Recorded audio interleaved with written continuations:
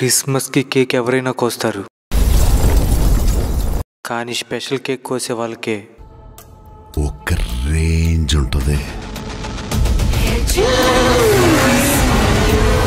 ఆ special cake ఏందో తెలుసుకుందామని ఈరోజు కావల్లో ఉన్న స్వర్ణ బేకరీకి అయితే వచ్చేసాం. ముందుగా డ్రై ఫ్రూట్స్ అన్ని ఒక ట్రేలో అయితే పెట్టి ఒక టేబుల్ మీద అయితే పెట్టేశారు. తర్వాత బ్లాక్ వైన్, రమ్ము, జిన్ను, వోడ్కా అయితే ఒక బాటిల్ తెచ్చి పెట్టేశారు. తర్వాత ఒక 4 కేకులు అయితే తెచ్చి పెట్టేశారు. బహుశా ఇవన్నీ కలిపి ఈ కేకుల్లా చేస్తారని చెప్పడానికేమో బ్లాక్ చెర్రీస్, రెడ్ చెర్రీస్, కాజు, ఎండి ద్రాక్ష, ఎండి నల్ల ద్రాక్ష అయితే తెచ్చి పెట్టేశారు. ఫస్ట్ ఒక పెద్ద బౌల్ అయితే తీసుకొని ఫస్ట్ చెర్రీస్ అయితే వేసేసారు. మళ్ళీ అదే ట్రేలో కాజులు అయితే వేసేసారు. తర్వాత మిగిలిన ఎండి ద్రాక్షలు 2 రకాలు అయితే వేసేసారు. లాస్ట్ గా ఉన్న గ్రీన్ చెర్రీస్ అయితే ఫైనల్ గా వేసేసారు. తర్వాత వైను, రమ్ము, జిన్ను, వోడ్కా అయితే అందులో పోసేసారు. పోసి బాగా అయితే కలిపేసేసారు. ఇదంతా బాగా కలిపిన తర్వాత కాసేపు నానబెట్టాలనుకుంటా, అందుకనే కాసేపు పక్కన అయితే పెట్టేశారు. ఇప్పుడు ఆ కలిపిన మిశ్రమాన్ని ఈ కేక్ లాగా అయితే చేస్తారని సింబాలిక్ గా చూపిస్తున్నారు. క్రిస్మస్ కి ఇలా కేక్ కోస్తారని నాకు ఈ రోజే తెలిసింది. ఇవన్నీ చూసిన తర్వాత ఈ కేక్ ఎవరు తయారు చేస్తారో చూడాలి కదా. మీరు ఒకవేళ క్రిస్మస్ కి ఈ కేక్ ని కొనాలన్నా, తినాలన్నా, కొయ్యాలన్నా స్వర్ణ బేకరీకి అయితే వచ్చేసేయండి.